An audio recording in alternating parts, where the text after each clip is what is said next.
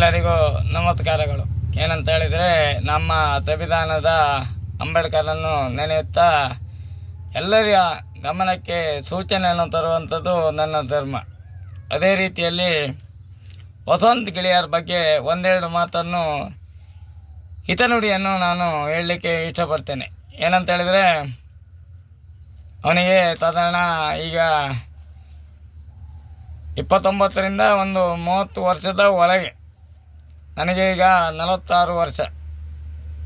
ಅವ ಒಂದು ಮಾಧ್ಯಮದಲ್ಲಿ ಕೂತ್ಕೊಂಡು ಅವನದೊಂದು ಯೂಟ್ಯೂಬ್ ಇತ್ತಂತೆ, ಮತ್ತು ಅದಲ್ಲದೆ ಸ್ವಂತ ಪೇಪರ್ ಮಾಧ್ಯಮದಂತ ಹೇಳಿ ಹೇಳ್ತಾನೆ. ಅವನು ಯಾವ ದಾಖಲಾತಿ ಇತ್ತು ಹೇಳಿ ಗೊತ್ತಿಲ್ಲ. ಆದರೆ ನಾನು ಏನು ಗೊತ್ತಿಲ್ಲದಿರುವಂಥ ಸಂವಿಧಾನದ ಬಗ್ಗೆ ಅಂಬೇಡ್ಕರ್ ಪರವಾಗಿ ಅವರು ತತ್ವ ಅಂದರೆ ಹೇಳಿದರೆ, ನಾನು ಅವರ ತತ್ವದಲ್ಲಿ ನಾವು ನಮ್ಮ ಹಿರಿಯರಾದಂಥ ಮುಖಂಡರು ಮತ್ತು ನಮ್ಮ ಸಂವಿಧಾನದ ಅಂಬೇಡ್ಕರ್ ಸಂಘದ ಸಮಿತಿಯವರ ಹೇಳಿಕೊಟ್ಟ ಪಾಠವನ್ನು ನಾವು ಕೇಳಿಕೊಂಡು ಮಾತಾಡುವಂಥದ್ದು. ಅದೇ ರೀತಿಯಲ್ಲಿ ವಸಂತ್ ಗಿಳಿಯರ ಇತಿಹಾಸದ ಕಥೆಯನ್ನೇ ಹೇಳ್ತಾನೆ. ಕನಕದಾಸರ, ಪುರಂದರದಾಸರ ಹಾಗೆ ಪುಸ್ತಕವನ್ನೇ ಬರೆದಂಥ ಕೆಲವು ಇತಿಹಾಸ ಉಂಟು. ಆದರೆ ಇವನಿಗೆ ಯಾವ ರೀತಿಯಲ್ಲಿ ಹೇಳಬೇಕಂತ ನನಗೆ ಗೊತ್ತಿಲ್ಲ. ಗುರುಗಳೇ ಇತಿಹಾಸ ಅವ ಹೇಳ್ತಾನೆ, ಮನುಷ್ಯನೇ ದೇವರಾದವರು ನಾನು ಹೇಳ್ತೇನೆ. ಅವನಿಗೆ ಗೊತ್ತಿಲ್ಲ ಯಾರೆಲ್ಲ ದೇವರಾಗಿದ್ದಾರೆ ಅಂತಲೇ. ಕನಕದಾಸರು ಮನುಷ್ಯರೇ, ಪುರಂದರದಾಸರು ಮನುಷ್ಯರೇ, ರಾಘವೇಂದ್ರ ಸ್ವಾಮಿ ಮನುಷ್ಯರೇ. ಅವನು ಹೇಳ್ತಾನೆ ರಾಮಾಯಣ ಮಹಾಭಾರತ ಇತಿಹಾಸದ ಕತೆ ಹೇಳ್ತಾನೆ.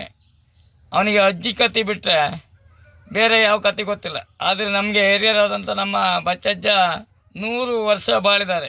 ಬ್ರಿಟಿಷರಿರುವಾಗಲೇ ಅವರು ಹೋರಾಟ ಕೊಟ್ಟಂಥ ವ್ಯಕ್ತಿ. ಅವರಲ್ಲಿ ನಾವು ಕಲಿತಂಥ ವಿದ್ಯೆ ಈ ಗಿಳಿಯಾರ. ಅವನಿಗೆ ಗಿಳಿಯನ್ನು ಹೇಳಿ ಹೆಸರಿಟ್ಟಿದ್ದಾರೆ, ವಸಂತ್ ಗಿಳಿಯಾರ್. ಅವನಿಗೆ ಗೌರವ ಕೊಡುವ. ಅವನಿಗೆ ಒಂದು ಧರ್ಮ, ನಿಷ್ಠೆ, ಮಾನ, ಮರ್ಯಾದೆ ಎಂಬುದೇ ಇಲ್ಲ. ಯಾಕಂತ ಹೇಳಿದ್ರೆ, ಯಾರೇ ಆಗಲಿ ಒಂದು ಗುಡ್ಡಕ್ಕೆ ಗುಡ್ಡ ಅಡ್ಡ ಇದ್ದೇ ಇರ್ತದೆ. ಅದೇ ರೀತಿಯಲ್ಲಿ ನಾವು ಹೇಳುವಂಥದ್ದು, ನಾನು ಮೇಲೆ, ಅವನು ಮೇಲೆ, ಇವನು ಮೇಲೆ ಅಂತ ಹೇಳುವಂಥದ್ದಲ್ಲ. ಸ್ವಲ್ಪವಾರು ಧರ್ಮ ನಿಷ್ಠೆ ಗೊತ್ತಿರಬೇಕು. ಇಲ್ಲದಿದ್ದರೆ ಇನ್ನೊಬ್ಬರ ಹತ್ರ ಹೇಳಿ ಕೇಳಿ ಯಾರು ಕಲಿಬೇಕು. ಕೇವಲ ಮಾಧ್ಯಮ, ಕೇವಲ ಯೂಟ್ಯೂಬ್, ಕೇವಲ ನಾವು ಪೇಪರ್ ಅವರು ಅಂತ ಹೇಳಿದರೆ ಆಗೋದಿಲ್ಲ. ಸಮೀಕ್ಷೆ ಮಾಡಬೇಕು. ಒಂದು ಮಾತಾಡುವಂಥ ಎಲ್ಲರೂ ಹೀನ ರೀತಿಯಲ್ಲಿ ನೋಡುವಂಥ ಮಾತನ್ನು ಆಡಬಾರ್ದು. ಯಾಕಂತ ಹೇಳಿದರೆ, ಅವನ ನಂಬರನ್ನು ನಾನು ಇದರಲ್ಲಿ ಹೊಡೆದು ನೋಡ್ತಿದ್ದೇನೆ, ಯಾವುದರಲ್ಲಿ ಮೊಬೈಲಲ್ಲಿ ಹೊಡೆದು ನೋಡಿದ್ರೆ ಅವನ ಮೊಬೈಲ್ ನಂಬರ್ ಸಿಕ್ಕುವುದಿಲ್ಲ. ಅವನದು ಯಾವುದೇ ಒಂದು ನನಗೆ, ನಾನು ಇದೇ ಊರಿನಲ್ಲಿ ಹುಟ್ಟಿದಂಥ ಬೆಳೆದಂಥ ನಾನು ಮಂದತ್ತಿ ಶ್ರೀ ಕ್ಷೇತ್ರ, ಮಂದತ್ತಿ ಗ್ರಾಮದಲ್ಲಿ, ಹೆಗ್ಗುಂಜಿ ಗ್ರಾಮದಲ್ಲಿ 1ನೇ ವಾರ್ಡಿನಲ್ಲಿ ವಾಸವಾಗಿರುವಂಥ ಗಣೇಶ್ ಮಂದರ್ತಿ ಯೂಟ್ಯೂಬ್ ಚಾನಲ್. ಅವನ ಹತ್ರ ಮಾತಾಡೋದಿದ್ದರೆ ನೇರವಾಗಿ ನನ್ನಲ್ಲಿ ಮಾತಾಡಲಿ. ಸುಮ್ಮನೆ ಯಾರ ಹತ್ರ ಮಾತಾಡಿಕೊಂಡು ಆ ಚಾನಲ್ ಈ ಚಾನಲ್ ಅಲ್ಲಿ ಕೂತ್ಕೊಂಡು ಅವನಿಗೆ ಈಗ ನಡುಕ ಶುರುವಾಗಿದೆ. ಅವನಿಗೆ ಗಡ ಮಾತಾಡುವಾಗ ನಡುವಂಥದ್ದು. ನಾವು ನಡುಗುವುದೇ ಇಲ್ಲ. ನಾವು ವಿದ್ಯಾಭ್ಯಾಸವೂ ಕಡಿಮೆ ಉಂಟು, ಅವನಷ್ಟು ಕಲೀಲಿಲ್ಲ. ಆದರೆ ಅವನಿಗೆ ಘನತೆಗೆ ಗೌರವ ಇಲ್ಲ ಅಂತ ಹೇಳಲಿಕ್ಕೆ ನಾನು ಬಯಸ್ತೇನೆ. ನೇರವಾಗಿ ನನ್ನಂಥ ಬಡ ಜೀವಿಗಳಲ್ಲಿ ಬಂದು ಮಾತಾಡಲಿ. ಅವನು ಹೇಳ್ತಾನೆ ಇತಿಹಾಸದ ಕಥೆ ಹೇಳುವಂಥದ್ದು, ರಾಮಾಯಣದ ಕಥೆ ಹೇಳುವಂಥದ್ದು, ಮಹಾಭಾರತ ಕಥೆ ಹೇಳುವಂಥದ್ದು, ಇಂಥದ್ದೆಲ್ಲ ಹೇಳುವಂಥದ್ದು. ಅವನಿಗಿಂತ ಜಾಸ್ತಿ ಹೇಳಿಕೊಟ್ಟಂಥ ನಮ್ಮ ಅಜ್ಜನೇ ಬಚ್ಚಜ್ಜನೇ ಹೇಳಿಕೊಟ್ಟಂಥ ಕಥೆಯನ್ನು ನಾನು ಅವನಿಗೆ ಹೇಳ್ತೇನೆ, ಪಾಠ ಮಾಡ್ತೇನೆ, ಬೇಕಾದರೆ ಟ್ಯೂಷನ್ ಕೊಡ್ತೇನೆ. ಬೇಕಾದರೆ ಅವನಿಗೆ ಒಂದು ಯಕ್ಷಗಾನ ನೋಡಿದರೆ ಅದು ಇತಿಹಾಸ ಗೊತ್ತಾಗಬೇಕಾದ್ರೆ ಸಾಯಂಕಾಲ 8 ಗಂಟೆಗೆ ಮಹಾಪೂಜೆ ಆದ ನಂತರ, ಗಣಪತಿ ಪೂಜೆ ಆದ ನಂತರ ಬೆಳಿಗ್ಗೆ ಮಂಗಳ ಮಾಡುವಾಗ ನೋಡಿದರೆ ಮಾತ್ರ ಅದರ ಇತಿಹಾಸ ಗೊತ್ತಾಗುವಂಥದ್ದು. ಇವನಿಗೆ ಧರ್ಮಸ್ಥಳದ ಇತಿಹಾಸವೇ ಗೊತ್ತಿಲ್ಲ, ಧರ್ಮಸ್ಥಳದ ಅದ್ರ ಕಥೆಯೇ ಗೊತ್ತಿಲ್ಲ. ಅವನಿಗೆ ಯಾವ ರೀತಿಯಲ್ಲಿ ಅವನಿಗೆ ಏನು ಸಿಕ್ಕಿದೆ ಏನೋ ಗೊತ್ತಿಲ್ಲ.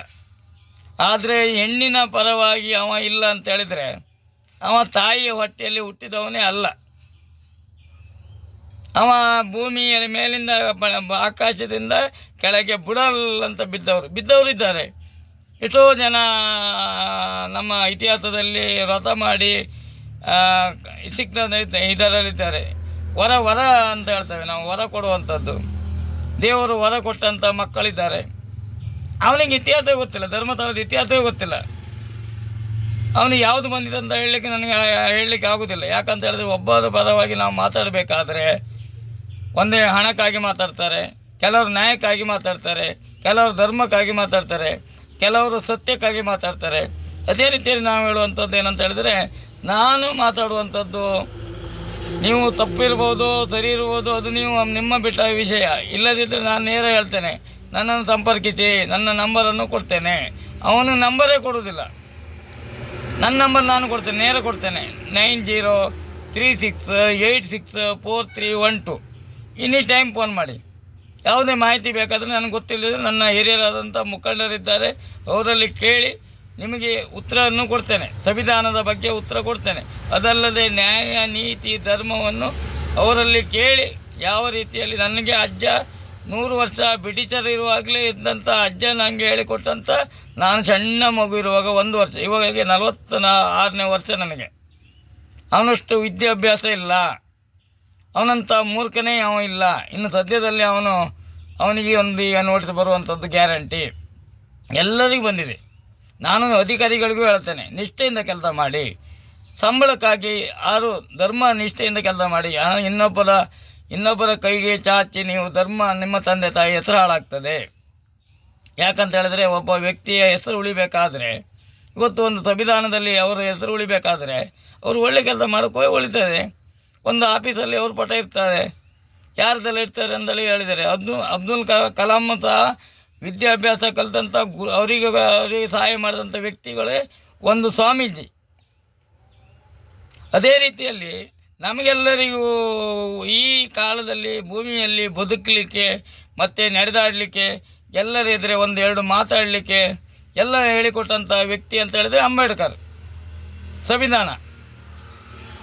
ಅದೇ ರೀತಿಯಲ್ಲಿ ನಾನು ಹೇಳುವಂಥದ್ದು ಏನಂತ ಹೇಳಿದ್ರೆ, ಈ ಮೂರ್ಖನು ಫೋನ್ ನಂಬರೇ ಕೊಡೋದಿಲ್ಲ, ಅಥವಾ ಸಂದರ್ಶನ ಮಾಡುವಾಗ ಆ ಚಾನಲಲ್ಲೇ ಕೂತ್ಕೊಳ್ಳೋದು ಬಿಟ್ಟರೆ ಬೇರೆ ಚಾನಲಲ್ಲೇ ಅವನು ಕೂತ್ಕೊಳ್ಳೋದಿಲ್ಲ.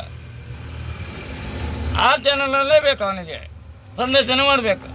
ಅದನ್ನು ಯಾರು ಕೆಸ್ಕರು ಕೊಯ್ಕೊಂಡು ಹೋಗಿ ಕೆಮ್ಮಿಗಂಡಿಗೆ ಇಡಲಿಕ್ಕೆ ನಮ್ಮಂಥವ್ರ ಹತ್ರ ಆಗೋದಿಲ್ಲ ಅವನಿಗೆ. ನಮಗೆ ವಿದ್ಯಾಭ್ಯಾಸ ಇಲ್ಲ. ಆದರೆ ಇತಿಹಾಸದ ಕತೆ, ಮಹಾಭಾರತದ ಕತೆ, ರಾಮಾಯಣದ ಕತೆ ಇಂಥದ್ದೆಲ್ಲ ಕೇಳಿದರೆ ನಾವು ಉತ್ತರ ಕೊಡುವಂಥದ್ದು ನಮ್ಮಷ್ಟು. ನಾವು ದೊಡ್ಡ ಮಟ್ಟಕ್ಕೆ ನಾನು ಮಾತಾಡೋದಿಲ್ಲ, ಸಣ್ಣ ಮಟ್ಟದಲ್ಲಿ ನಾನು ಅವನಿಗೆ ಉತ್ತರ ಕೊಡುವಷ್ಟು ನಾನು ಕೊಡ್ತೇನೆ ಎಂಬುದು ನನ್ನ ನಂಬಿಕೆ ಉಂಟು. ನಾನು ಧರ್ಮಕ್ಕಾಗಿ ಹೋರಾಟ ಕೊಡುವಂಥದ್ದು, ನ್ಯಾಯಕ್ಕಾಗಿ ಹೋರಾಟ ಕೊಡುವಂಥದ್ದು ಯಾರಿಗಾರು ನಮ್ಮ SC ST ಅವರಿಗೆ ಅಥವಾ ಬಡ ಜೀವಿಗಳಿಗೆ ಅಂತ ಹೇಳಿದ್ರೆ ಬಡವರಿಗೆ ಸಿಕ್ಕುವಂಥದ್ದಿದ್ದರೆ ನಾನು ನೇರವಾಗಿ ಹೇಳ್ತೇನೆ. ಇವತ್ತು ನಾನು ಇನ್ನು ಮುಂದೆ ನಿಮಗೆ ಎಲ್ಲರಿಗೂ ನಾನು ಒಂದು ಸೂಚನೆ ಕೊಡುವಂಥದ್ದು ಏನಂತ ಹೇಳಿದರೆ, ಇಂಥದ್ದು ಉಂಟು ಅಂಥೇಳಿ ಅದು ಸಿಕ್ಕದೇ ಇರುವಂಥ ಮಾಡುವಂಥದ್ದು. ಇವತ್ತು ಕೊಕ್ಕರ್ಣೆಯಲ್ಲಿ ಒಂದು ಹಗರಣ ಅಂತ ಹೇಳಿದರೆ, ಸೇವಾ ಸರ್ಕಾರಿ ಬ್ಯಾಂಕ್ ಸೊಸೈಟಿ ಅಂತ ಹೇಳೋದು, ಬ್ಯಾಂಕ್ ಅಲ್ಲ ಅದು, ಸೇವಾ ಸರ್ಕಾರಿ ಸೊಸೈಟಿ ಅಂತ ಹೇಳಿದರೆ, ಈಗ ಸೊಸೈಟಿಯಲ್ಲಿ ಇರುವಂಥದ್ದು ಎಲ್ಲ ಇದರಲ್ಲಿ ಈಗ ಆಗುವಂಥ ಹಗರಣ. ಈಗ ನಮ್ಮ ಮುಂದರ್ತಿಯಲ್ಲಿ ಸಹ ಹಗರಣ ಉಂಟು, ಸಾಬರಿಗಟ್ಟಿಯಲ್ಲಿ ಹಗರಣ ಉಂಟು, ಪ್ರತಿಯೊಂದು ಉಂಟು. ಅದನ್ನೆಲ್ಲ ದಾಖಲಾತಿ ತೆಗೆದರೆ ಪ್ರತಿಯೊಂದು ಹಗರಣ ಉಂಟು. ಅದೇ ರೀತಿಯಲ್ಲಿ ನಾನು ಹೇಳುವಂಥದ್ದು, ನಮ್ಮ ಮುಂದರ್ತಿ ಸೇವಾ ಸರ್ಕಾರಿ ಸೊಸೈಟಿಯಲ್ಲಿ ಇವತ್ತು ಅನೇಕ ಮಂದಿ ಕೆಲಸ ಉಂಟು, ಆದರೆ SC ST ಅವರಿಗೆ ಮೀಸಲಾತಿ ಸೀಟ್ ಉಂಟು, ಆದರೆ ಕೊಡುವುದಿಲ್ಲ. ಅವರು ಹಣಕ್ಕಾಗಿ ಮಾರ್ತಾರೆ. ಅದಲ್ಲದೆ ದಾಖಲಾತಿ ಪೇಪರಲ್ಲಿ ಹಾಕುವುದಿಲ್ಲ, ಕಾಲ್ ಫಾರ್ಮ್ ಮಾಡೋದಿಲ್ಲ. ಈಗ ನಿಮಗೆ ಬೇಕಾದರೆ ಮಾಹಿತಿ ಕೊಡ್ತೇನೆ. ಬನಲ್ಕಟ್ಟಿಯಲ್ಲಿ ಈಗ ಸೊಸೈಟಿ ಆಗ್ತಾ ಉಂಟು. ಅದಕ್ಕೆ ಬೇಕಾಗುವಂಥ ವಿದ್ಯಾರ್ಥಿಯರು ಬೇಕು, ಅಲ್ಲಿಗೆ ಕೆಲಸಕ್ಕೆ ಜನ ಬೇಕು. ಕಾಲ್ ಫಾರ್ಮ್ ಮಾಡೋದಿಲ್ಲ, ಅವರೇ ಲಂಚ ಕೊಟ್ಟುವಂಥ ವ್ಯಕ್ತಿಗಳನ್ನು ಹಾಯ್ಕೊಳ್ತಾರೆ. ಇವತ್ತು ನಿಮಗೆ ನೇರ ಹೇಳ್ತೇನೆ, ಸತ್ಯವನ್ನೇ ಹೇಳ್ತೇನೆ, ಮುಂದರ್ತಿಯಲ್ಲಿ ಬರೆದಿರುವಂಥ ವ್ಯಕ್ತಿಗಳನ್ನೇ ಹಾಯ್ಕೊಂಡಿದ್ದಾರೆ. ಎಲ್ಲರಲ್ಲಿ ಹಣ ತಗೊಂಡು ಲಂಚ ತಗೊಂಡು ಕೆಲಸ ಕೊಟ್ಟಿದ್ದಾರೆ. ಬೇಕಾದರೆ ಅದಕ್ಕೆ ಬೇಕಾದಂಥ ದಾಖಲಾತಿ ನಾನು ಕೊಡ್ತೇನೆ. ನನ್ನಲ್ಲಿ ಇಷ್ಟು ಎತ್ತರ ಅಟ್ಟಿ ಮಾಡಿಟ್ಟಿದ್ದೇನೆ. ಅಲ್ಲಿ ನೀವು ಎನ್ಕ್ವೈರಿ ಮಾಡಿ. ನಮ್ಮ ಸಂವಿಧಾನದ ಅಂಬೇಡ್ಕರ್ ಪರವಾಗಿ ನಾನು ಹೇಳುವಂಥ ಮಾತು. ಅದಲ್ಲದೆ ನಮ್ಮ ಸಂಘ ಸಮಿತಿಯವರಿಗೆ ಮತ್ತು SC ST ಅವರಿಗೆ ಹೇಳುವಂಥ ಮಾತು. ಮೀಸಲಾತಿ ಸೀಟು ನಮ್ಮಲ್ಲಿ ಮಂದರ್ತಿ ಸೊಸೈಟಿಯಲ್ಲಿ ಉಂಟು. ಈಗ ಬನಲ್ಕಟ್ಟಿಯಲ್ಲಿ ಸೊಸೈಟಿ ಇನ್ನು ಕೆಲವೇ ತಿಂಗಳಲ್ಲಿ ಓಪನ್ ಆಗಲಿಕ್ಕೆ ಉಂಟು. ಅದಕ್ಕೆ ನೀವು ನೇರವಾಗಿ ಅಪ್ಲಿಕೇಶನ್ ಹಾಕಬೇಕು. ಅಪ್ಲಿಕೇಶನ್ ಹಾಕಿ ಅದಕ್ಕೆ ಯಾರು ಒಳ್ಳೆಯ ಮಾರ್ಕ್ ಇದೆಯವಂಥದ್ದು ಮತ್ತು ಅವ್ರದ್ದು ಒಂದು ಎಜುಕೇಷನ್ ಇರ್ತದೆ. ಎಜುಕೇಷನ್ ಅಂತ ಹೇಳಿದ್ರೆ ಅದಕ್ಕೆ ಆದಂಥ ಓದಿದಂಥ ಇದಿರ್ತದೆ. ಅದಂತ ಹೇಳಿದ್ರೆ ಯಾವ್ಯಾವ ಜಾಬಿಗೆ ಯಾವ್ಯಾವ ಕೋರ್ಸ್ ಮಾಡಿರ್ಬೇಕಂತ ಹೇಳೋದು.